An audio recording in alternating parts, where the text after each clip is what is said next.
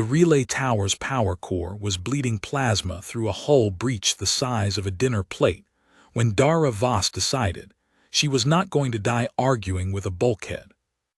"Coolant's failing on the primary loop," she shouted, both hands wrenched around a valve wheel that had not turned in 4 years of scheduled maintenance and was not interested in turning now. "Tomas, I need the manual override before the core goes critical, not after." Tomas Holloway didn't answer. He was on the far side of the control gantry, half his weight braced against a support strut, feeding a patch cable into a junction box that sparked every time he touched it. Outside the tower's polymer viewport, the sky over Halbrecht's Reach had gone the color of a bruise, streaked with the ion trails of Corvith dropcraft, descending in numbers the colony's 3 orbital sensors hadn't been built to count. "Tomas." "Working on it." His voice was tight in a way she'd never heard from him in 3 years of relay maintenance rotations together, a man who talked through hull breaches and reactor scrams like they were spreadsheet errors. "Governor's channel just opened. She's declaring Dara. She's invoking the Reckoning." "She can't invoke the Reckoning. We don't even have the valve gave, all at once." And scalding coolant vapor punched past her wrist guard hard enough to leave a welt she wouldn't notice for another hour. The core's telltales dropped from red to amber. Somewhere below the gantry, the tower's structural groan changed pitch, which meant the Dominion's leading elements had reached the outer fence line and were no longer bothering to be quiet about it. "We have a treaty registration," Tomas said, "filed the day this colony got its charter. Governor Wren just triggered it. Continuum ships answer inside the hour or the invocation lapses, and we're on our own." He looked up from the junction box, and in the amber emergency light his face had the particular stillness of a man doing arithmetic he didn't like the answer to. "Get to the shelter corridor." "I've got the core." "You've got a scram valve held together with a patch cable." "Then go faster."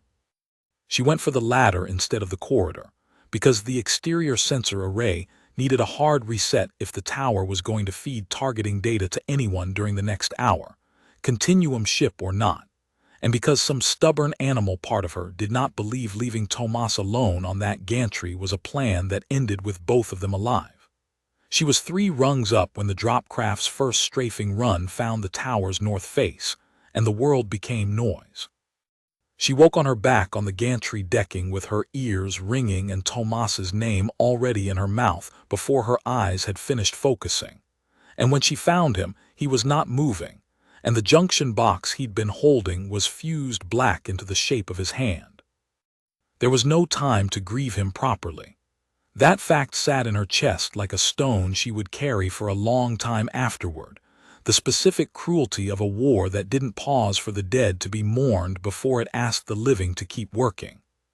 She got the sensor array back online with her hands shaking, fed targeting data to the colony's 3 remaining defense batteries, and was still crouched at the console when Governor Wren's voice cut into the tower's emergency channel, flat with an exhaustion that hadn't had time to become despair yet. "Continuum vessel inbound," Wren said. "Confirmed transponder. The Reckoning's been accepted. All defense personnel hold position. Do not engage the Dominion vanguard further. The first Reckoner is coming down." Dara had heard the name before, the way everyone in the coalition had heard it, in the particular hushed register people used for things they'd never seen and hoped never to need. Saeth Nyrel Vantherae. 340 years old by continuum reckoning. 4 decades as first Reckoner, 311 invocations answered, and 311 decided in a single afternoon of single combat, because that was what the Reckoning was for, to let one death stand in the place of 100,000. The Corvith Dominion, with its appetite for the Esite seams running under half of Halbrecht's Reach, had apparently decided the odds were still worth the gamble. Dara didn't know yet that the gamble would end up requiring her to stand in it too. She reached the landing field 40 minutes later, her uniform still stiff with Tomas's blood where she'd knelt beside him, in time to see the Continuum courier ship settle onto scorched Ferrocrete, with a silence that felt obscene next to the smoke rising from 3 burning perimeter stations. The hatch opened on a ramp of pale light, and the first reckoner of the Vantherae Continuum walked down it like the war outside wasn't currently trying to end the colony she'd come to save. She was tall in a way that made the human honor guard look like children standing near her, silver-gray skin marked along the collarbone, and jaw with fine branching lines that pulsed a slow, watchful blue. The color, Dara would learn later, of a Vantherae holding themselves in careful reserve. She wore no visible armor, only a close dark garment that left her forearms bare, and along each forearm, beneath skin drawn tight as a drum, something moved like a blade deciding whether it wanted to exist yet.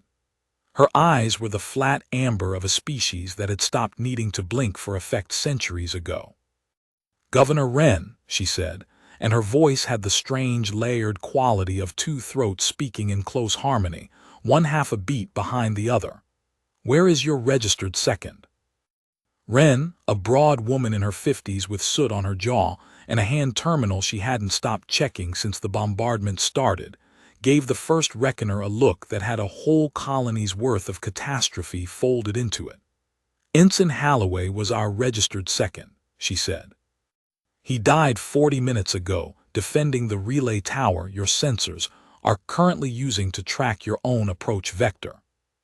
Something in the blue lines along Saeth's jaw shifted, not softening exactly, more like a held note-changing register. "Then the compact requires a new registration before the trials can begin. Standing law of the reckoning, every world under invocation names a second from among its own, a witness, an aide, a hand the reckoner may call on. It is ceremonial. In 311 invocations, no reckoner of my order has ever required her second to do more than carry water and stand where instructed." Her amber eyes moved across the assembled officers, the governor's aides, the handful of defense personnel who'd made it to the landing field, and stopped, for reasons Dara wouldn't understand until much later on her. "You," Saeth said, "you have your dead colleague's blood on your uniform and you have not gone to change it. Why?" Dara had not expected to be spoken to at all, let alone by the single most lethal being currently within 100 light years, and the honest answer came out of her before she decided whether it was wise to give it. "Because I haven't had time," she said.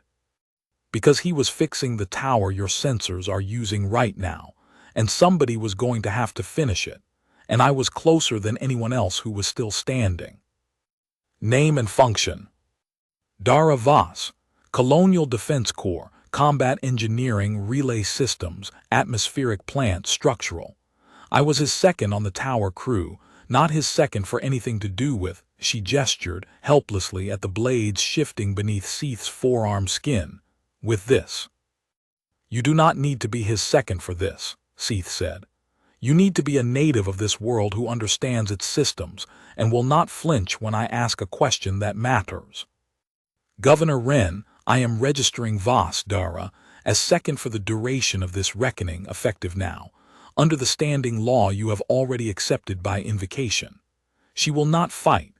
She will observe, advise where her engineering knowledge is relevant, and be available should protocol require her presence.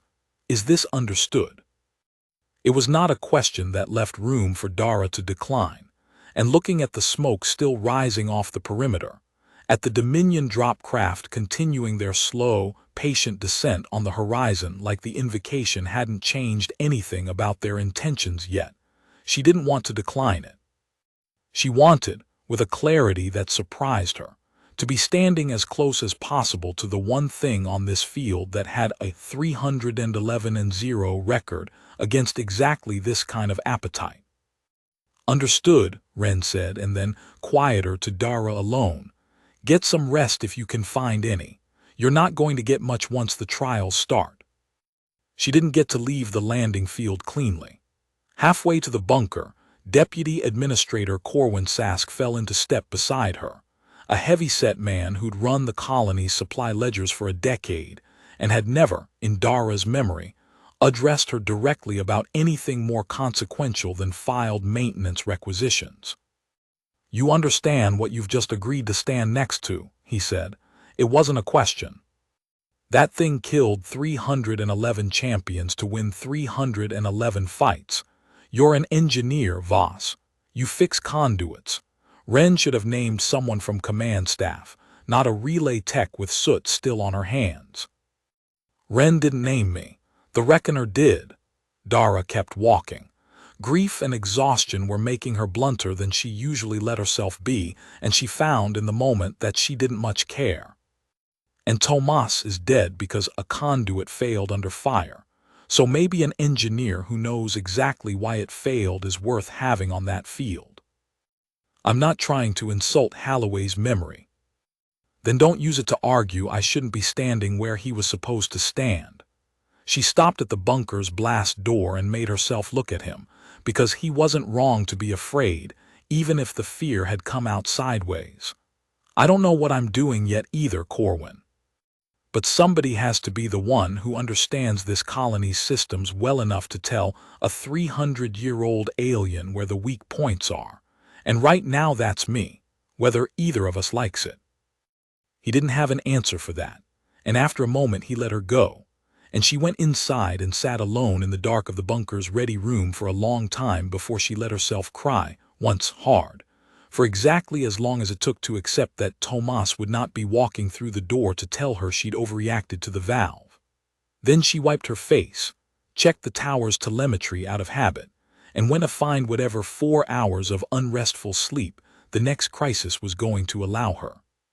She got those 4 hours, none of it restful, in a cot in the command bunker with Tomas's death replaying behind her eyes every time she closed them, and then a continuum liaison, a smaller, wirier Vantherae named Orcs, who served, she gathered, as something between an adjutant and a translator of protocol, came to walk her through what a reckoning actually was, because apparently no one on Halbrecht's reach, including the governor, had ever expected to need to know. 3 trials, Orcs told her, in the flat, patient cadence of someone who had explained this a great many times to a great many terrified colonial officials. Endurance, strategy, and the blade. Each trial is fought or survived by the Reckoner alone, on behalf of the invoking world, against a champion put forward by the aggressor. In this instance, the Corvith Dominion. Should the Reckoner win all 3, the invocation stands settled. The Dominion withdraws under Continuum Compact, permanently, from any claim on this system, under penalty of total continuum sanction against their entire polity. Should the Reckoner lose even one trial, the invocation fails, and the Dominion's claim proceeds by force, if the Dominion so chooses, and without further continuum intervention. This is why my order sends only its finest. This is why my order has never lost. "Why does your order do this at all?" Dara asked. 3 centuries of sending your best to die so smaller species don't have to fight their own wars. What does the continuum get out of that? Orcs considered the question longer than Dara expected. "Nothing you would call profit. The Vantherae founded the Reckoning Compact 4 centuries ago, after a war among our own kin houses killed 1/10 of our population in 11 years, over a resource dispute that a single duel could have settled in an afternoon, had either side possessed the humility to offer one. We did not wish that arithmetic on any other species we encountered afterward. So we built the compact, and we bind ourselves to it more strictly than any world that merely joins it, because we are the ones who know exactly what the alternative costs." Her markings had gone a quiet, contemplative silver blue. Saeth Nyrel is the 7th First Reckoner in our Order's history. Each of the 6 before her held the post for a human lifetime or more and died in the field eventually, because no record stands forever against enough attempts to break it. She has already outlasted 4 of her predecessors' terms combined. I do not say that to frighten you. I say it because I think you should understand what it has cost her to be the exception, alone, for this long. Does she ever talk about it, the cost? Reckoners are trained from selection not to. It is considered a discipline, the way your own soldiers are trained not to dwell on losses mid-campaign.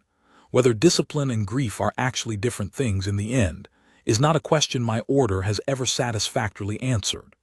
Orques's gaze sharpened, assessing, in a way that made Dara suspect this whole conversation had been, in its quiet way, a kind of test.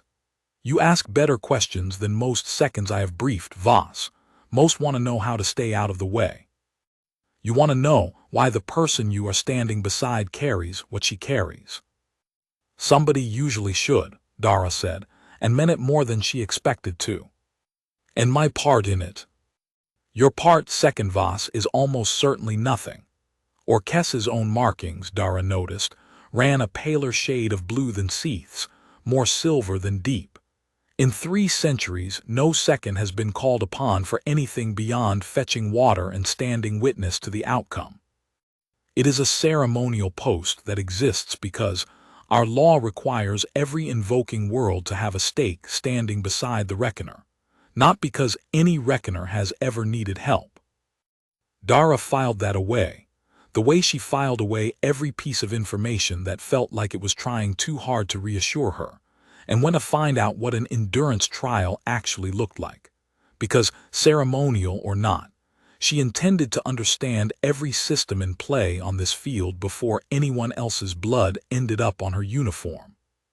The endurance trial convened at first light on the open plain beyond the colony's southern fence, a stretch of red scrub and broken ground the Dominion had apparently selected for its own reasons, and Dara stood at the edge of the trial boundary with Governor Wren, Orques, and a knot of colony officials who had the look of people watching a surgery they didn't have the stomach for but couldn't look away from either.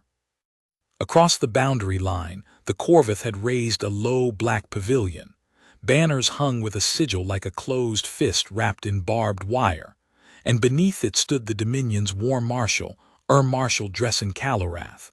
Orques murmured, a name Dara would come to know too well before the week was out.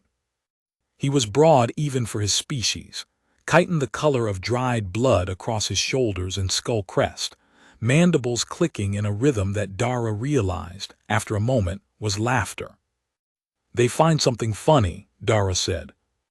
They find the size of your Reckoner's honor guard funny, Orques said. There is only one of her. Corvith measures strength in numbers standing behind a claim. It has cost them dearly against my order before, and it will cost them again, but the lesson does not transfer between generations. They are, if nothing else, consistent. Saeth walked out onto the trial ground alone, unarmored, the blades beneath her forearms still folded flat, and the endurance trial, Dara learned in the next 4 hours exactly what the word meant on this world, turned out to be a gauntlet of the plains' own worst weather, driven artificially past anything natural. Sandstorms whipped to cutting velocity by Dominion field generators, temperature spikes that would have killed a human in minutes, gravity wells dropped and released without warning to break bone and balance both. The rules, as Orques explained them, were simple and brutal. The Reckoner crossed the 2-kilometer trial ground on foot, unaided, and either reached the far marker standing or did not reach it at all.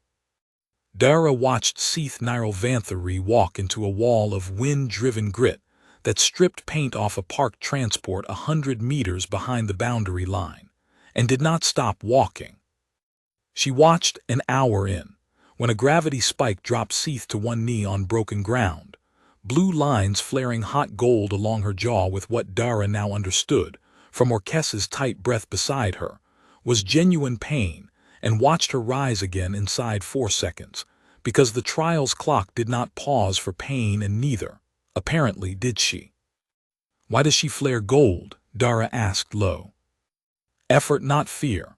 My order's markings do not register fear. We do not experience it the way your species does, not exactly. Gold is exertion at cost. White would be, Orques stopped. White would be what?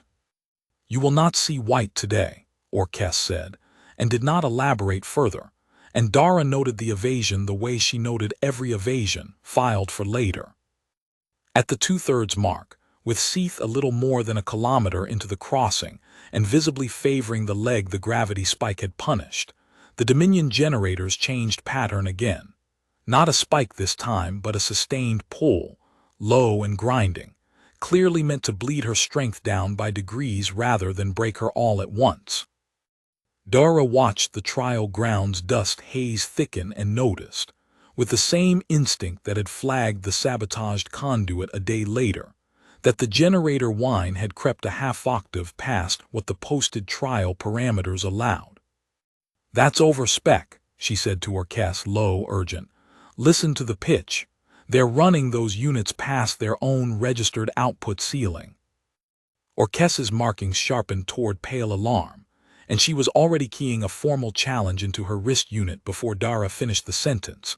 But by the time the query resolved through continuum arbitration protocol, a process that took 4 full minutes, an eternity on a trial ground where every minute cost Saeth another degree of accumulated strain, the sustained pull had already done its work, grinding her stride down to something that looked, from the boundary line, uncomfortably close to a limp.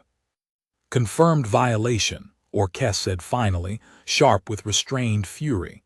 "Output 11% over the registered ceiling. It will go into the same inquiry as everything else. It will not undo what it has already cost her in this trial. Then let's make sure it doesn't cost her the trial itself."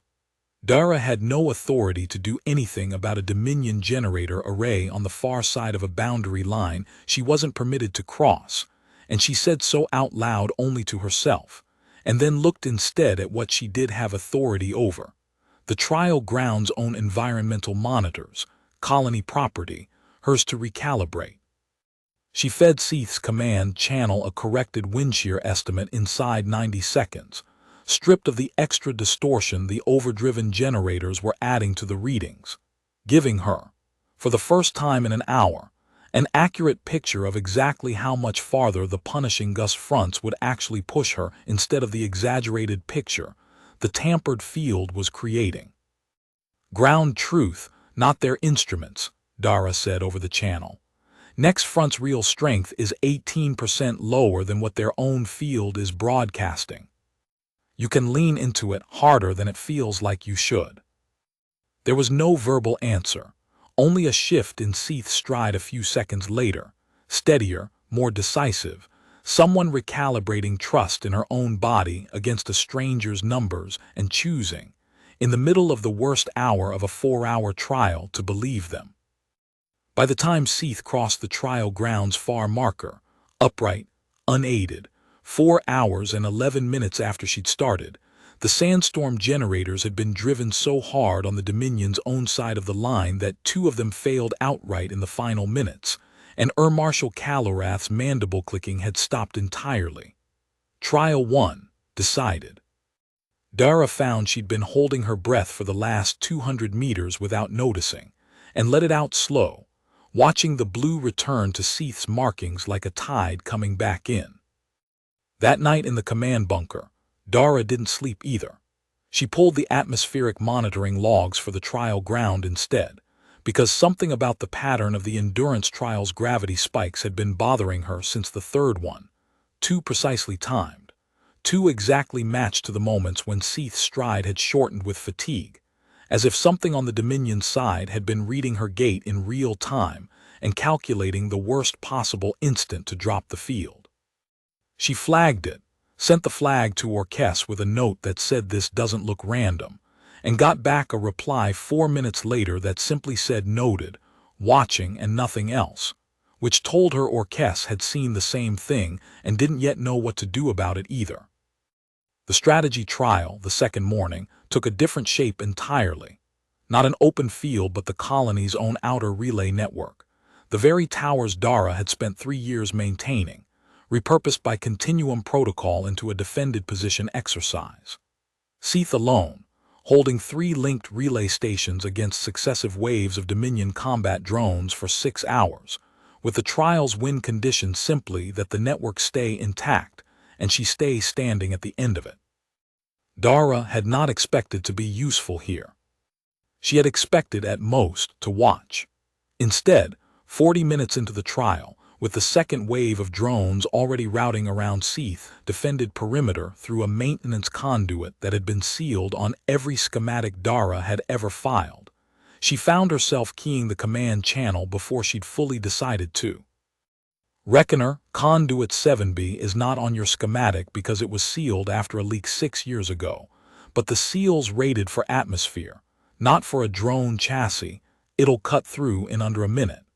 You need to collapse the access panel from the inside or they'll flank your east station. There was a pause on the channel, half a second, maybe less, and then Saeth's voice, layered and even arithmetic calm in the middle of a drone swarm. Voss, confirmed. Collapsing east conduit now. She did, a controlled strike that folded 20 centimeters of reinforced plating in on itself in a shower of sparks, and the second drone wave hit a dead end where it had expected an open flank, and Dara, standing in the observation post with her hands white-knuckled on the console edge, felt something unfamiliar settle into her chest. Not relief exactly. Usefulness. The particular satisfaction of a warning delivered in time to matter. An hour later, the drone swarm shifted tactics, concentrating fire on the West Station's support pylons instead of trying the conduits again, and Dara caught it on the structural sensors before the pattern had fully declared itself. A rhythm of impacts too regular to be anything but deliberate, walking steadily up the foundation toward a stress point the colony's own engineers had flagged for repair 18 months ago and never funded. West Pylon, base course. They're going to bring the whole station down on top of you if that keeps up for another 6 minutes. It won't fail clean, it'll shear. You don't want to be standing under it when it goes.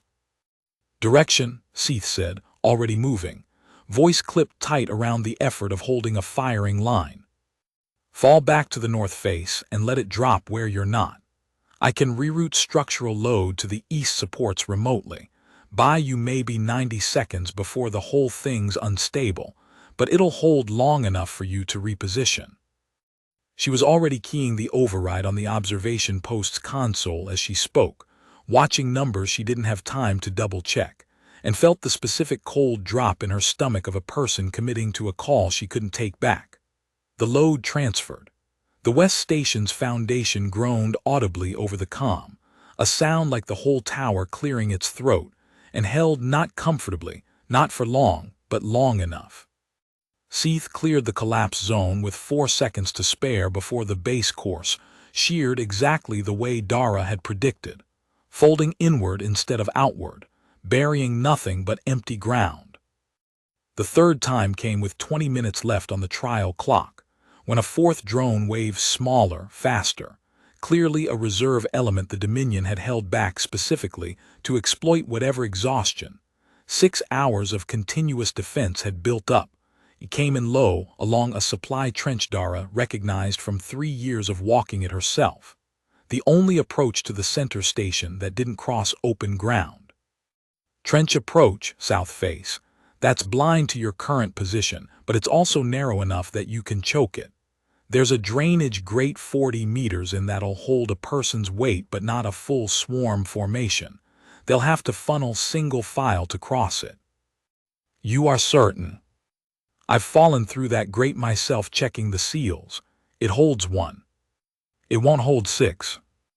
Saeth reached the choke point with 11 seconds to spare and met the funneling swarm 1 unit at a time.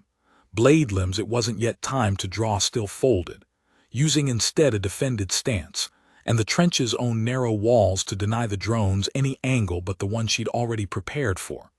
And by the time the trial clock ran out, the drainage grate was buckled and smoking, and every drone that had tried to cross it lay dead in the trench behind her. Each time Saeth's response came back the same way over the comm, confirmed, executing with no wasted words, and each time Dara thought, though she couldn't be certain over the channel, there was something in the cadence that hadn't been there at the start of the trial. Not warmth. Not yet. Attention. Trial 2 ended with all 3 relay stations intact, and Saeth standing at the center station's base, the drone wave's wreckage smoking in a wide ring around her.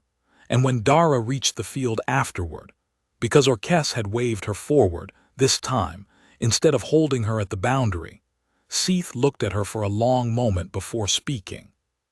"You said you were an engineer, not a soldier." "I am an engineer." "You read that battlefield like one who has studied more than towers." It wasn't quite a question.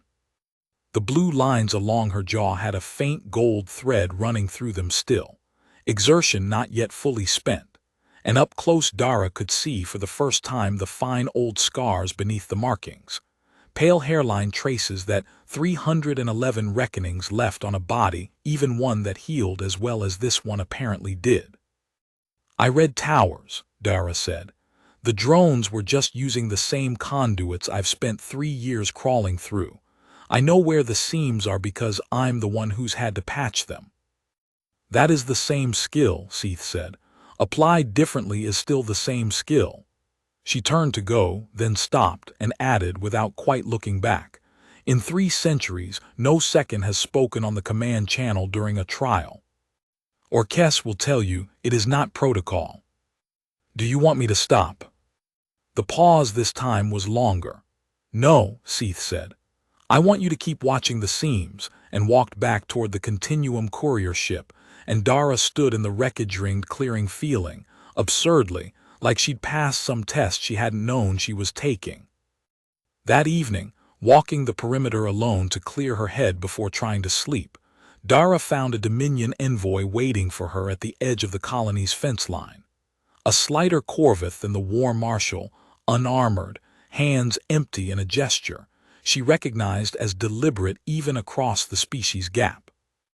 "2 trials," the envoy said, his translator collar rendering the words in a smoother register than Calorath's, more practiced, more careful. "A reckoner has never lost, but she has never before had a second who mattered to the outcome, and that changes the arithmetic for the Dominion in ways my war marshal finds intolerable." He let that sit. "There is a settlement available to you personally, Second Voss, that does not touch your colony's fate one way or the other. A withdrawal from your post on grounds of engineering necessity, a failed system, a called emergency, anything that removes you from the trial ground before the blade begins. The Dominion would consider such a withdrawal generously, in ways that would outlast this reckoning by a great many years. You're asking me to fake an excuse to abandon her. I am offering you a way to survive a war that was never yours to begin with." The envoy's mandibles moved in a gesture Dara didn't have a translation for, something between patience and contempt. "You are not Continuum-born. You owe her nothing beyond 4 days' acquaintance." Dara thought of the drainage grate, of the west pylon groaning and holding, of Saeth's voice on the comm saying confirmed, executing without a single wasted word in 6 hours of continuous fire. "I owe her exactly what she's earned," she said, "which is more than I owe you an answer. Get off the fence line before I report this conversation to Orcs as a compact violation, because I'm fairly sure attempting to bribe a reckoner's registered second counts as one." The envoy withdrew without another word, and Dara reported it anyway, and Orcus's markings went taut and pale on hearing it. Not surprise, exactly, more the specific stillness of confirmation. "They are frightened," Orcus said. "A Dominion that offers a bribe before a trial it expects to win is a Dominion that has already begun doubting the trial's outcome. Tell Saeth. She should hear it from you, not from me." Dara did, an hour later, finding her at the courier ship's ramp running some quiet diagnostic on her own gear that looked, to Dara's eye, more like a way to keep her hands occupied than an actual necessity. Saeth listened to the account without visible reaction until the end, and then the blue in her markings deepened by a shade that Dara was starting to be able to read as something closer to anger than calm. "They came to you because they could not come to me," Saeth said. "It is the only leverage they believe they have left." She looked at Dara for a long moment. "You could have taken it. No one on this field would have blamed you for choosing to live." "I know," Dara said. "I didn't want it." The 3rd trial, the blade, was scheduled for the following dawn, and it was the trial Orcus seemed least willing to discuss in detail, which told Dara more than any explanation would have. Single combat, Orcs said finally when pressed. Reckoner against Dominion champion, first blood or yield or death, whichever came first, on ground of the Dominion's choosing within the trial boundary. It was, Orcs admitted, the trial the Continuum's own actuarial records showed carried the highest fatality rate for challengers on both sides, though in 311 prior invocations, no Reckoner of Saeth's order had ever been the one who died. There's always a first, Dara said, and hated herself a little for saying it, because Orcs's markings went a shade paler at the words and didn't argue. That night, unable to sleep again, unwilling to sit in the bunker replaying Tomas's death for a third night running, Dara did the only thing that had ever quieted her mind under pressure. She went and checked instruments. The trial ground for the blade had already been staked out on a flat stretch of cleared ferrocrete between the colony's warehouses, close enough to the perimeter that Dara had clearance to walk it, and she brought a portable atmospheric analyzer out of habit more than expectation, the same unit she used to certify air quality in sealed relay chambers before sending crews in. The readings, when she finally looked at them under a hand light at close to midnight, made no sense for open air. There was a compound present in trace concentration across the whole staked boundary, not toxic to humans. The analyzer's baseline library confirmed that immediately, nothing her own body would register as more than a faint metallic taste if she noticed it at all. But when she cross-referenced the compound's molecular signature against the Continuum Liaison database Orcs had given her access to 2 days ago, the match that came back stopped her cold. A neuroactive compound, harmless to nearly every species in the Continuum's registry, and catastrophically disruptive to Vantherae neural tissue in concentrations as low as the ones her analyzer was reading right now. Not lethal on its own, but enough, over an hour of close combat with elevated heart rate and respiration driving faster uptake, to slow reflexes by a margin that would turn a won duel into a lost one, and look, to any outside observer, like nothing more than an unlucky morning. She ran the analysis 3 times because she didn't want to be right, and got the same answer 3 times, and then she ran, back through the dark to the Continuum courier ship, because there wasn't time to go through channels and every part of her that had watched Saeth walk into a sandstorm without flinching 2 mornings ago refused to let this be the thing that finally beat her. Orcs met her at the ramp, alarmed at the hour, and listened to Dara's analyzer readout with a stillness that turned, by the end of it, into something closer to fury than Dara had yet seen from any Vantherae. "This is a compact violation," Orcs said. "Environmental tampering of the trial ground is expressly forbidden under reckoning law grounds for immediate Continuum sanction against the Dominion regardless of trial outcome, if it can be proven." "Can it be proven?" "Proven, yes, eventually, through formal Continuum inquiry, a process that will take months and will not help Saeth tomorrow morning." Orcs's pale markings had gone almost white, the color, Dara realized with a chill, that she'd been told earlier she wouldn't see today. The Dominion has chosen the trial ground under their compact right to do so. We cannot demand relocation without evidence sufficient to formally charge them, which we do not yet have in a form Continuum arbitration will accept before dawn.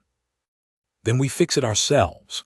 Dara was already thinking in terms of filtration, of scrubber ratios, of the kind of jury-rigged atmospheric correction she'd built a dozen times to clear a relay chamber of leaked coolant vapor before a maintenance crew went in. I can build a localized counteragent, not a full neutralizer. I don't have the equipment or the time, but something that binds the compound before it crosses into her bloodstream fast enough to matter. If she's wearing it or breathing through it. She will not wear a mask into single combat, Orcs said. It would read as weakness before the Dominion, and worse, before her own order should word reach the Continuum archive.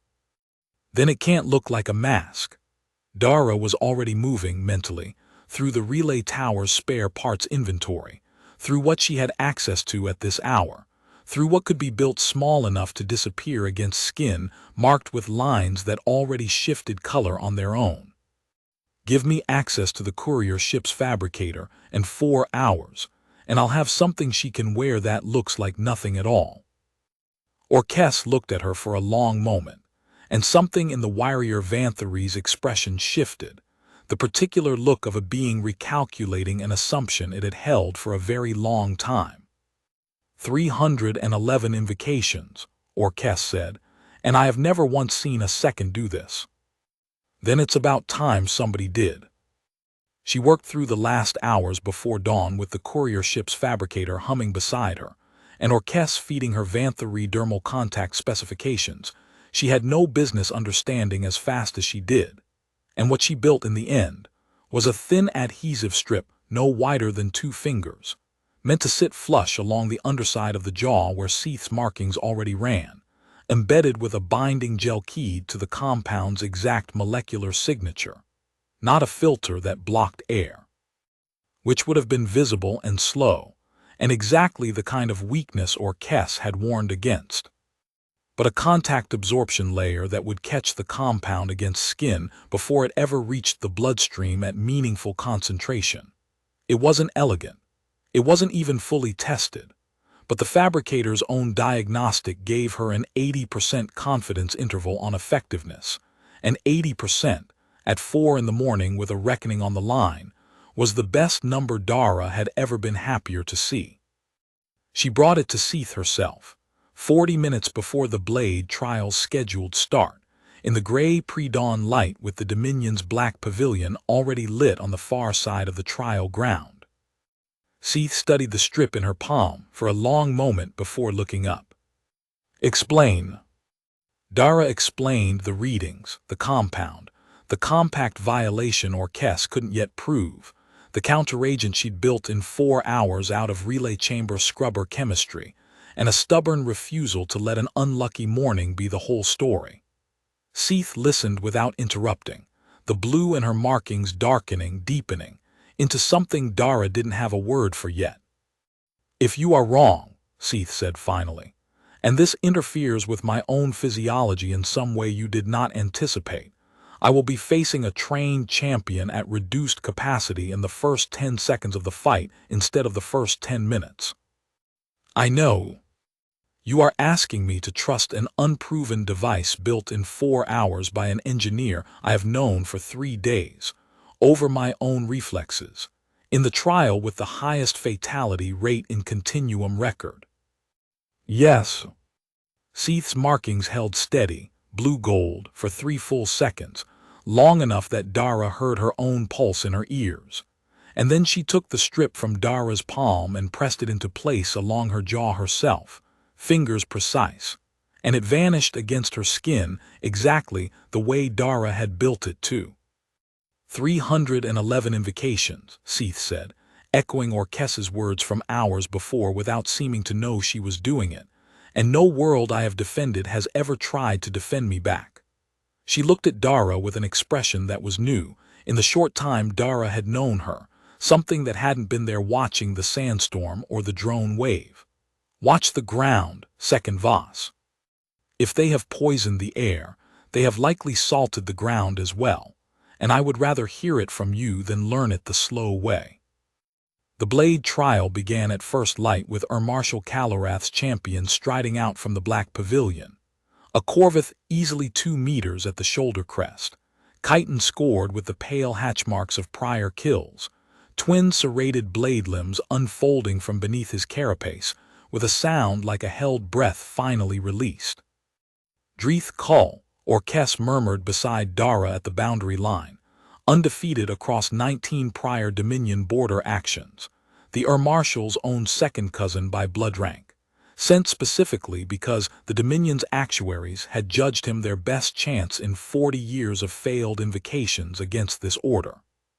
The fight, when it started, was faster and uglier than anything Dara had watched in the 2 trials before it. Dreeth Cull moved like something built for exactly this, blade limbs cutting arcs that would have opened a human from collarbone to hip on the first pass, and Saeth met him with the retractable forearm blades Dara had watched shift beneath her skin for 3 days, finally unfolding into daylight, pale, almost translucent, edged with something that caught the dawn light like broken glass. For the first 2 minutes, it was close enough that Dara stopped breathing entirely, and she watched Saeth's markings for any sign the counteragent had failed, any hitch in reflex that would tell her the compound had gotten through after all and found none.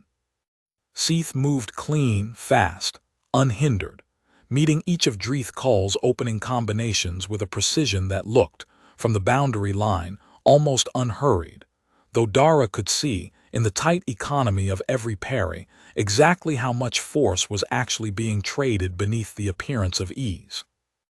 The fight settled, over the next several minutes, into a rhythm that Dara found she could almost read the way she read a system under load, Dreeth Kull pressing hard on the offensive, using his greater reach to force Saeth backward across the Ferrocrete in controlled retreats, testing angles, probing for the opening his species actuaries had presumably promised him would come. It didn't come. Every retreat Saeth gave ground on was a retreat she chose, Dara realized, watching the pattern repeat, never backed into a position she hadn't already measured, never surprised by an angle she hadn't already priced in. Twice Dreeth Kull's blade limbs came close enough to draw a thin line of gray dust off her shoulder, where the Ferrocrete's own debris caught the strike instead of skin, and both times Saeth's counter came back inside a half-second, fast enough that the crowd at the boundary line gasped before they'd fully registered what they'd seen. It was in the 11th minute, with the fight's rhythm well enough established that Dara's attention had started splitting between the combat itself and the ground beneath it, exactly the way Saeth had asked her to, that she caught it. A fine dark residue worked into the Ferrocrete itself, along the trial ground's southern edge, the kind of thing you'd never notice unless you were already looking for exactly this trick a second time, and she was already keying the command channel before she'd finished identifying it. Southern quarter, ground level, there's something in the surface itself, not the air this time. Don't plant your back foot past the warehouse shadow line. Saeth didn't answer verbally. She simply adjusted, mid-exchange, pivoting a half-step earlier than the fight's rhythm called for, and Dreeth Kull's next lunge, aimed to drive her back onto the exact patch of compromised ground Dara had flagged, met empty air where his opponent's planted foot should have been, and the miscalculation cost him half a second of overextension that Saeth used to open a shallow line across his foreleg joint. First blood, clean and decisive. The Corvith champion staggered back, mandibles clicking in something that was not laughter this time, and looked past Saeth to the boundary line, to Dara standing there with her analyzer still in hand, with an expression that even across the species gap read unmistakably as recalculation. Marshal Calorath's own posture under the black pavilion had gone rigid. First blood ended the blade trial by reckoning law, and Saeth stood at its center with pale ichor on her forearm blade and no wound of her own, and for a moment the trial ground was silent except for the wind moving the Black Dominion banners. Then Marshal Calorath stepped out from beneath his pavilion, and the way he moved told Dara, before he'd said a single word, that the war wasn't over. Trial contested, Calorath said, his translator collar rendering the words in flat standard a half-beat behind his mandibles. Champion Dreeth Kull withdraws by blood right of injury, per Corvith honor law. His kin second stands in his stead, under the ancient rite of doubled blood, invoked by right of kinship and unbroken caste. Orquessa's whole body had gone rigid beside Dara. That right has not been invoked in over a century, she said, low, urgent, already moving toward the boundary line. It is not forbidden, it is simply never used because it requires a challenger's kin to stand ready in reserve, which almost no house maintains anymore, and because it forces the reckoner to face 2 opponents in succession without rest between them. Or, she stopped. Or what? Dara said. Or if the Reckoner's own world has registered a second who has already been called upon once during this reckoning, as you were, on the command channel twice, that second may be formally challenged to stand as well. Doubled blood answers doubled blood. It is archaic, it is legal, and it is designed entirely to punish exactly the kind of aid you have given her these past 3 days. From beneath the black pavilion, a second Corvith stepped forward, smaller than Dreeth Cull, leaner, chitin a shade darker, blade limbs already unfolding, and even without Orkess's confirmation, the resemblance in the set of the shoulders, the particular angle of the skull crest, would have told Dara who he was. Sael Cull, Calarath announced, second to Dreeth Cull, invokes the doubled rite. He names as his opposing hand. The Marshal's mandibles clicked, slow, deliberate, savoring it. The human second Voss Dara, by right of her own recorded interventions in this reckoning. Every eye on the trial ground turned to Dara, and for one long, cold second, she understood with total clarity that the ceremonial post she'd been handed 4 days ago on a smoking landing field had just become something else entirely. Saeth's voice cut across the silence before Dara could find her own. The doubled rite requires both hands to accept, she said, still standing at the trial ground center with Dreeth Cull's ichor drying pale on her blade. Voss is an engineer, not a combatant. She has not trained for this. I decline on her behalf. You cannot decline on her behalf, Calarath said, and there was real satisfaction in it now. The sound of a man who had found, at last, the crack in 311 years of unbroken record. The rite is explicit. Only the named hand may accept or refuse. If she refuses, the doubled rite lapses, and the blade trial reverts to standard resolution, meaning your victory over Dreeth Cull is voided as incomplete, and you face Sael Cull alone, at half-rest, with no counteragent because your engineer will have used her only intervention refusing to stand beside you instead of standing. His mandibles clicked once, sharp. Choose quickly, human. The rite does not wait long. Dara looked at Saeth, really looked at her, past the blades and the markings and the 311 years of a record no one else in the galaxy could claim, and saw, for the first time since the landing field, something that wasn't calm arithmetic at all. It was the particular stillness of someone bracing to lose something and trying not to let it show. Voss, Saeth said, quiet enough that it didn't carry past the two of them, you do not have to do this. I have fought outnumbered before. I will find a way to fight outnumbered again. I know you would, Dara said. That's not the question. Then what is the question?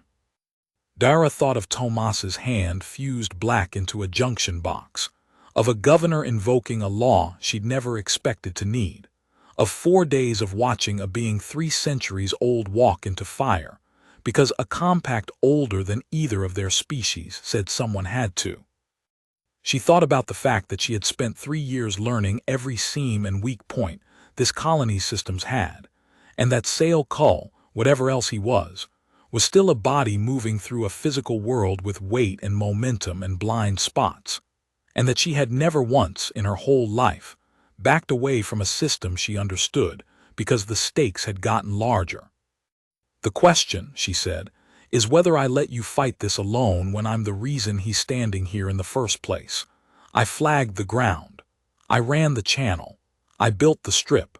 If he's naming me because of what I already did, then I'm not going to undo it by refusing to finish it. You have never held a blade in combat. No, Dara said, but I've spent 3 years learning exactly how this colony's terrain works, and he hasn't, and I'm willing to bet that matters more than you think it does. She held Saeth's gaze steady, the way she'd learned to hold steady watching a coolant core climb toward critical with Tomas's blood already on her hands. I accept the rite. Something moved through Saeth's markings then that Dara had not seen in 4 days of watching them. Not blue, not gold, not the pale white of grief Orkess had warned her about, but a color with no clean name, warm and deep, That lasted only a second before Saeth's expression settled back into the flat calm of a reckoner preparing for combat. "Then we fight this together," Saeth said, "and I will not apologize for choosing to trust the engineer who has been right about the ground 3 times running." Word of the doubled rite had already reached the colony by the time Calorath finished speaking. Orcessa's own aide had relayed it the instant the challenge was named, and by the boundary line a crowd had begun to gather, colonists who'd left their shelters for the first time in days to see whether the war was actually ending or only pausing to reload.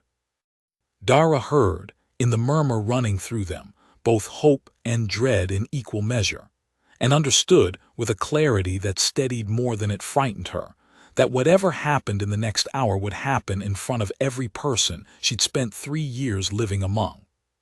Corwin Sask found her at the edge of the crowd, his earlier doubt from the landing field written plainer on his face now than it had been in words. He didn't apologize. He only said, "Whatever you need from supply, it's yours, no requisition forms, no questions." And that, from a man who had built his whole career on requisition forms, was as close to faith as Dara suspected he had left to give. Marshal Calorath granted them 1 hour to prepare, the rite's own minimum allowance, and Dara spent every minute of it doing the only thing she knew how to do under pressure: reading the terrain. The doubled rite's trial ground, by ancient specification, was the same staked boundary the Blade trial had already used, the flat ferrocrete clearing between the colony's warehouses, the ground she had already mapped down to its compromised southern quarter. She walked it fast with Orcessa at her shoulder, translating continuum rite law faster than Dara could fully absorb it, and found, buried in the specification's fine print, the detail that gave her the beginning of a plan. The doubled rite forbade weapons brought from outside the trial ground by either combatant, but said nothing at all about the trial ground's own fixed structures. "The relay conduit," she said, half to herself, crouching at the clearing's eastern edge where a maintenance access panel sat flush with the ferrocrete, one of a dozen scattered across the colony's old utility grid. "This runs straight to the west warehouse's power junction. If I can get to it mid-fight, I can drop a containment field along this whole strip, not lethal, not even close to continuum weapons grade, but a Vantherae blade needs momentum to cut clean, and a live magnetic field will throw off anything with metal in the mix." She looked up at Orcessa. "Does Corvith chitin carry ferrous content?" "Heavily," Orcessa said, something like dawning understanding crossing her narrow face. "Their blade limbs in particular. It is why they favor close engagement. A Corvith blade limb generates its own microfield during a strike, which is part of what makes it so difficult to parry cleanly. Then it'll throw his strikes wide if I time it right. Not win the fight for me, but it'll buy Saeth room, and it'll buy me time to not die in the first 10 seconds, which is currently my whole strategy." "That is not nothing," second Voss. "It's not much either," Dara said, but she was already moving toward the access panel to check the conduit's load rating, because there wasn't time left to do anything but work, and work, right now, was the only thing keeping the fear in her chest from becoming something louder. They came back to the trial boundary with 4 minutes left on Calorath's clock, Saeth already still and centered in the way Dara had come to recognize as her readiness state, blades folded but present beneath her forearm skin, markings a deep, steady blue that hadn't wavered since she'd accepted the rite. "Whatever you have planned," Saeth said low as they crossed into the staked ground together, "tell me the signal now. I will not have attention to spare once this begins." "East conduit warehouse side. When I say now, drop flat, the field's going to throw metal wide across the whole strip, and you don't want to be standing in it when it does." "Now," Saeth repeated. "Understood." Sail Cull and his Kinsecond stepped onto the trial ground from the Black Pavilion side, and up close, without Dreeth Cull's borrowed size to measure him against, Dara could see the differences that would matter in the next several minutes. Leaner, faster-looking, blade limbs a fraction shorter and built, she guessed, for speed over raw power. He looked at her the way a predator looks at prey it has already decided is beneath serious consideration, and some old, stubborn part of Dara's chest went hot with something that wasn't quite anger and wasn't quite fear either. The Rite's herald, a third corveth in ceremonial plating Dara hadn't noticed until now, struck a resonant chime that echoed off the warehouse walls, and the doubled trial began. Saeth moved first, closing on Sael Kull with the same clean speed she'd shown against his kin, blades unfolding fully into the dawn light, and Dara understood within 3 seconds that her own part in this fight was not going to look anything like combat in the way either combatant meant the word. Sael Kull's assigned opponent, by the Rite's own strange logic, was her, but no one, least of all the Dominion, expected an untrained human engineer to actually exchange blows with a trained Corvith blade fighter, and the truth of the doubled Rite, Orcs had explained in the hour before, was crueler than that. She did not need to defeat him. She only needed to survive being targeted long enough that Saeth, fighting for both of them, could finish what the Rite required. Which meant Sael Kull's actual strategy became clear within the first 10 seconds, and it was worse than a straight fight would have been. He didn't come for Saeth at all.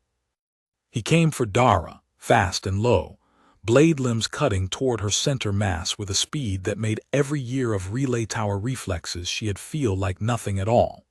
And the only reason she was still breathing a half-second later was that she'd already flattened herself sideways against the warehouse wall on pure animal instinct, close enough that his strike scored a bright gouge across the ferrocrete where she'd been standing.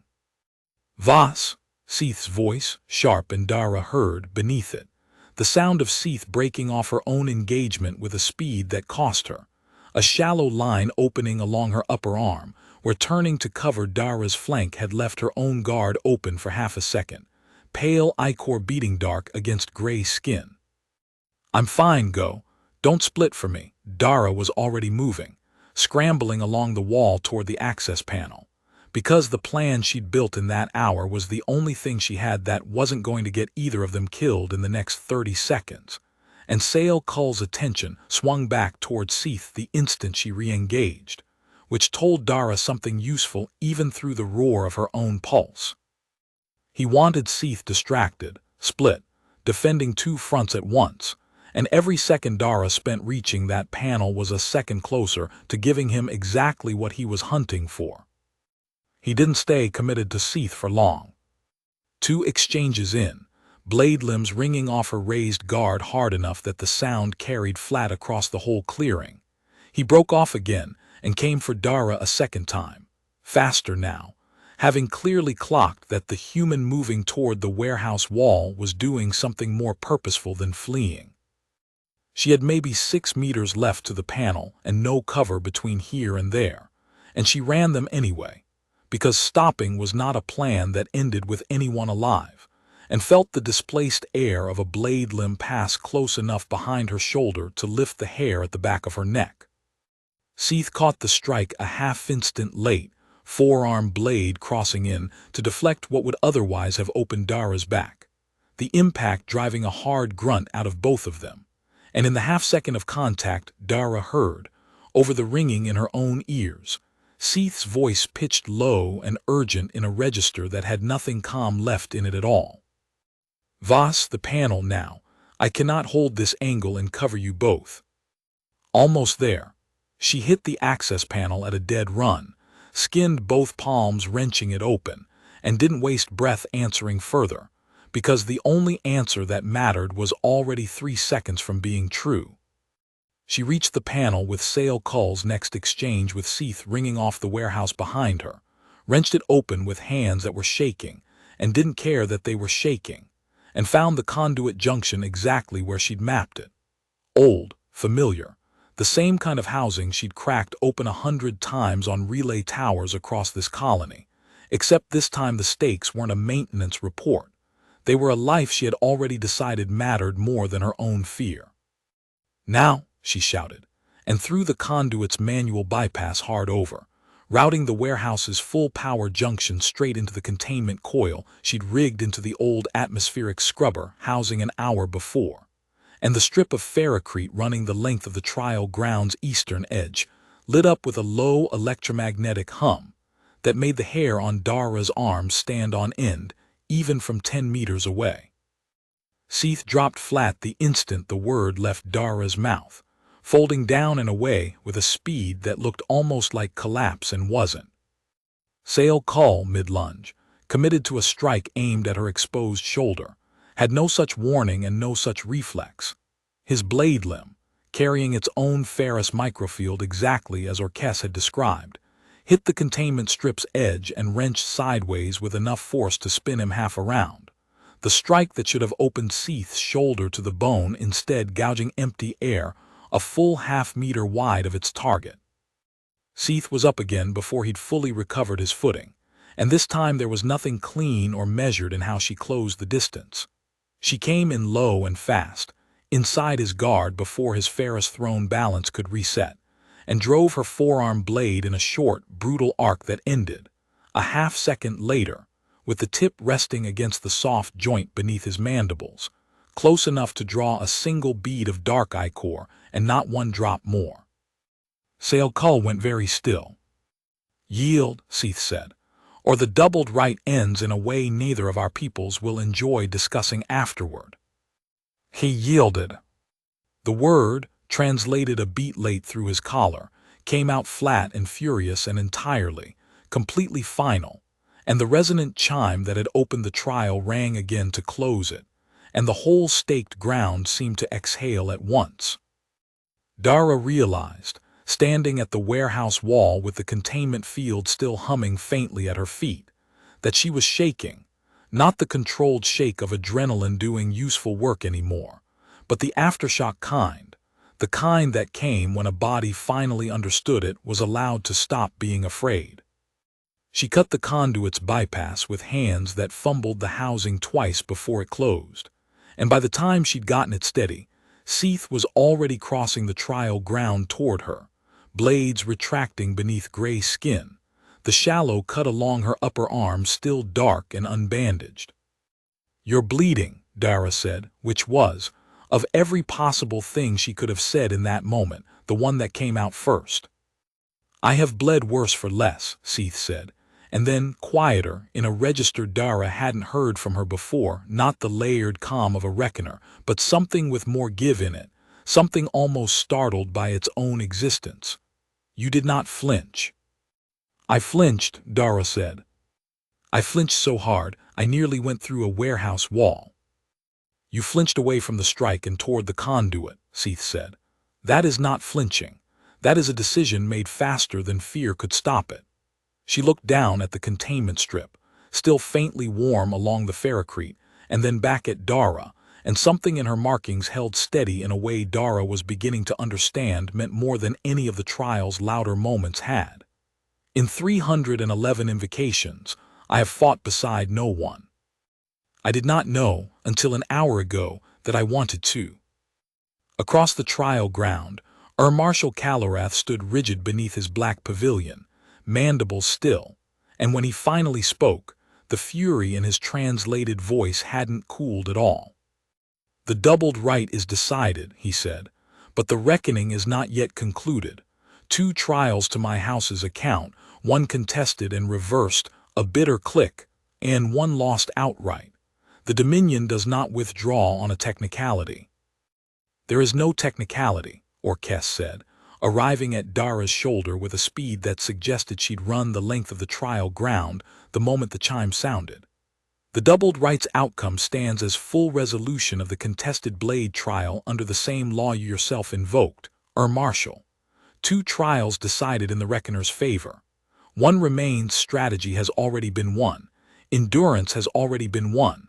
The blade, doubled, has now also been won. By the compact's own arithmetic, that is 3 of 3. She let that sit a moment, her pale markings sharpening towards something that looked, to Dara's eye, almost like satisfaction. "The reckoning is concluded, Marshal. Your claim on this system is void, permanently, under full continuum compact. and I will personally be filing formal inquiry into the environmental tampering discovered on this trial ground before dawn, which your own rite invocation has now placed under far closer continuum scrutiny than you intended." Calarath's mandibles clicked once hard, and for a moment Dara thought he might contest it further. The War Marshal's whole broad frame had the coiled look of a man calculating whether there was still an angle left to play. Then, behind him, along the horizon where the Dominion's drop craft had spent 4 days holding position over the colony's perimeter, the engines began, one by one, to spin down. "Command override," Orques said, watching the same horizon. "Someone above the Marshal's rank has already seen the trial's outcome relayed and made the decision he is refusing to make himself." Her voice carried, for the first time since Dara had met her, an edge of something like grim pleasure. The Dominion High Command does not enjoy losing publicly to a reckoner with a human second standing beside her. They will want this concluded and buried in the archive before word of it spreads to other border claims they might still wish to pursue. Calarath said nothing further.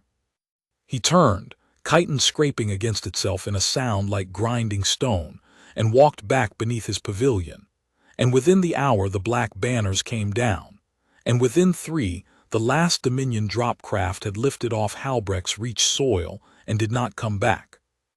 It took the rest of that day for the colony to fully understand it was safe, in the particular slow way exhausted people absorb good news after 4 days of expecting the worst. Governor Wren's voice cracking, just once, over the general channel before she caught herself, and finished the announcement in the flat, steady tone a colony needed to hear. Work crews already moving to the burned perimeter stations before the Continuum courier ship had even finished its post-trial diagnostics. A moment in the colony's central square, when someone started singing something old and half-remembered, and 100 voices found the tune within 4 bars. Dara didn't join them, not right away. She walked instead to the relay tower first, alone, climbing the same gantry ladder she'd gone up 4 days ago with Tomas's name still in her mouth, and stood for a while at the spot on the decking where the junction box had fused black around his hand. Someone from the maintenance crew had already cleared the wreckage and begun patching the north face, and the core's telltales ran a clean, steady green now, load balanced, nothing left to fix. She said his name out loud once, into the empty gantry, the way she hadn't had time to on the day it mattered, and told him, because it felt like the kind of thing he'd have wanted reported rather than felt, that the tower had held and the colony had held, and none of it would have held at all if he hadn't bought the first hour with his own hands.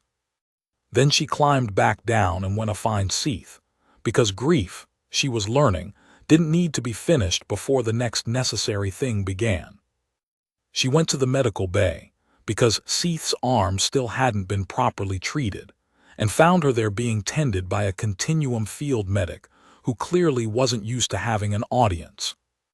"You should be celebrating with your people," Saeth said, watching Dara settle into the chair across from the treatment table without being invited to. "They don't need me for that part. Somebody had to check that the compound's counteragent didn't leave residue in your bloodstream, and I built it, so it's my job to make sure it's actually out of your system before your medic clears you." It was true, mostly. It was also not the whole reason, and Dara suspected Saeth knew that as well as she did. "The analysis can wait until morning." "I know." Dara didn't move. Saeth studied her for a long moment, blue marking steady, the field medic finishing the last dressing on her arm and withdrawing with the particular tact of someone who'd noticed there was a conversation happening that didn't need a third party in the room. When they were alone, Saeth spoke again, slower this time, choosing the words the way Dara had watched her choose her footing on the trial ground, carefully, and without wasted motion. "There is a designation in Continuum law," she said, "Vareth.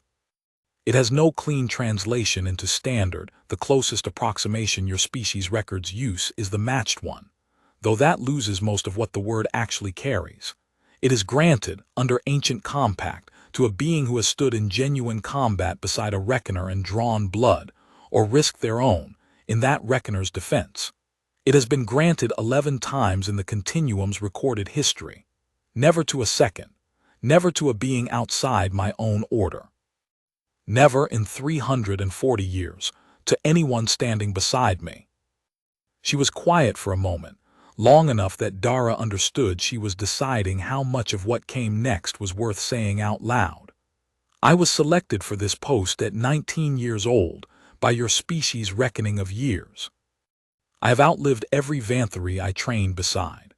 I have outlived 4 Continuum liaisons before Orcs, 2 colony governors who called me friend before their own world's politics made friendship inconvenient, and a great many seconds who stood at the edge of a trial ground exactly as protocol required, and were, when it ended, glad to see me go so they could stop being afraid of what I was. I do not say this seeking comfort. I say it because I want you to understand precisely what you are being offered, and precisely what it has cost every being who has ever come close enough to be offered it before you. Is that a warning? It is an honest accounting. I do not make offers I have not weighed the true price of first. The gold thread in her markings deepened, steady, unhurried. On the landing field 4 days ago, I wondered whether you needed to be a warrior to matter to this reckoning. I did not have an answer then. I have one now. You did not need to be a warrior. You needed only to be someone who looked at 311 years of a record and decided it did not have to keep being written the same way. What does it mean practically? Practically, it means you may stand beside any reckoner of the Continuum, in any future invocation, without challenge to your presence. A right almost no outsider is ever granted. It means, in the Continuum's own archive, your name is recorded beside mine, permanently, as the first being my order has ever recognized as an equal in the field rather than an aide standing at its edge. Saeth's markings held a color Dara still didn't have a word for, warm beneath the blue, steady in a way that felt, for the first time since the landing field 4 days ago, entirely unguarded.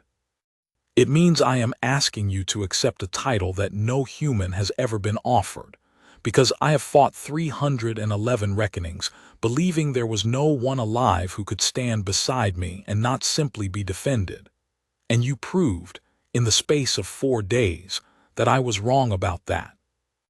Dara thought of Tomas's hand fused black around a junction box, of a ceremonial post she'd never asked for, and a rite that had turned her, in one terrible hour, into something she'd never trained to be. She thought about the fact that she had not, in the end, needed to be a warrior to matter in that fight, only an engineer who refused to stop reading the ground, standing beside someone who had, after 3 centuries of walking into fire alone, finally let someone read it with her. I'm not going to pretend I understand everything that title means, Dara said, but I know what it felt like standing next to you on that field. It didn't feel like being defended. It felt like being trusted. She met Saeth's flat amber eyes steady, the way she'd learned to hold steady watching instruments climb toward numbers that mattered. I accept. Something in Saeth's markings shifted then, warm gold threading through the blue, and for the first time in 4 days of watching, the single most dangerous being in this quadrant of the galaxy hold herself with the careful, guarded stillness of someone who had outlived every peer she'd ever had.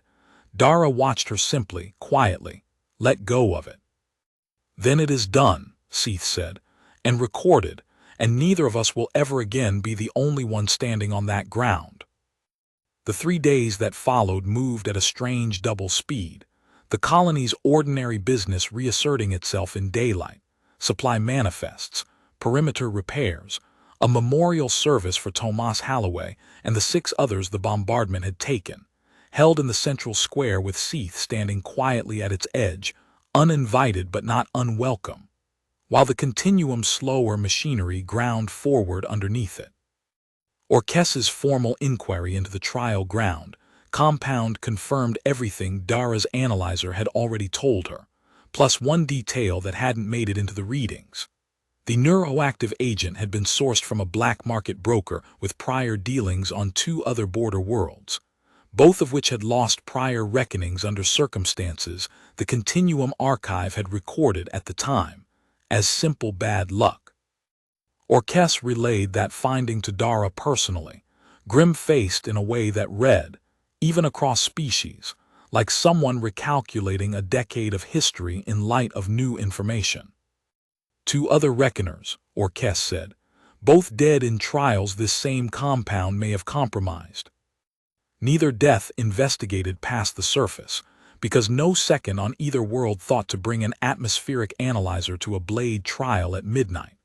She held Dara's gaze a moment longer than protocol strictly required. The Continuum owes you a debt larger than this single invocation, Second Voss, whether or not the archive ever finds the language to say so plainly. Governor Wren, for her part, spent the 3 days rebuilding a colony and quietly, without ever quite saying it aloud, watching Dara the way a mentor watches someone about to outgrow the room they were trained in. When the Continuum courier ship prepared to lift off Halbrecht's Reach at last, with the formal inquiry into the Dominion's compact violations fully underway, and Orcs already drafting the archive entry that would carry 2 names into Continuum record instead of 1, Wren found Dara on the landing field watching the ship's engine cycle to readiness, and asked her gently whether she meant to go. "Not yet," Dara said. "This is still my colony. My towers still need someone who knows every seam in them." She watched Saeth cross the scorched ferrocrete toward the ramp, pausing at its foot to look back once, the way she had looked back at the honor guard 4 days ago, except this time the look found Dara specifically and held. "Vareth doesn't mean I have to leave with her today," Dara said, half to the governor, half to herself. "It means that whenever the next invocation comes, wherever it comes, I won't be standing at the edge of it wondering if I'm allowed to help." Word of the reckoning had already reached farther than Halbrecht's Reach by then. Orcs mentioned, almost as an aside while overseeing the last of the courier ship's pre-flight checks, that 2 other border colonies within a week's transit had filed inquiries with the Continuum Archive asking whether the doubled rights outcome set precedent, whether other worlds, facing their own invocations, might likewise register seconds who intended to do more than carry water and stand witness. "You have changed something," Orcs said. "Whether or not that was your intention, it rarely is with the changes that end up mattering most." Governor Wren, listening nearby, allowed herself the first full smile Dara had seen from her since the bombardment. "Tomas would have had opinions about that," she said. "Loud ones, probably, about proper channels and requisition procedure for reshaping 4 centuries of Continuum law." Her voice caught briefly on his name and steadied. "He'd have been proud of you anyway. I'm certain of that much." "I know," Dara said, and found that she could say it now without the grief closing her throat the way it had on the landing field 4 days ago. Not gone, not healed, just carried differently, the way she suspected it would be carried for a long time yet. Saeth didn't board the ship immediately. She crossed back across the field instead, closing the distance in a handful of long, unhurried strides, and stopped close enough that the 4 days of dust and smoke and dawn light between them finally felt, for a moment, like they belonged to something settled rather than something still being fought. "I will return," Saeth said, "not as a courtesy, because the compact now requires it. A Vareth bond is not fulfilled by a single reckoning. It is a standing obligation between us, recorded, permanent, until one of us releases it or dies holding it." A pause, and then, in the layered voice that no longer sounded, to Dara's ear, like 2 throats speaking past each other but like 2 halves of the same steady note, "I do not intend to release it." "Good," Dara said, "because I've got about a dozen questions about how Vantherae field medicine works that I didn't have time to ask this week, and I'm not letting the single most dangerous being in the quadrant walk off without answering at least one of them." Something in Saeth's expression came as close to open amusement as Dara had yet seen from her, a small shift at the corner of her mouth that no translator collar was needed to read. "Ask on the ship," she said.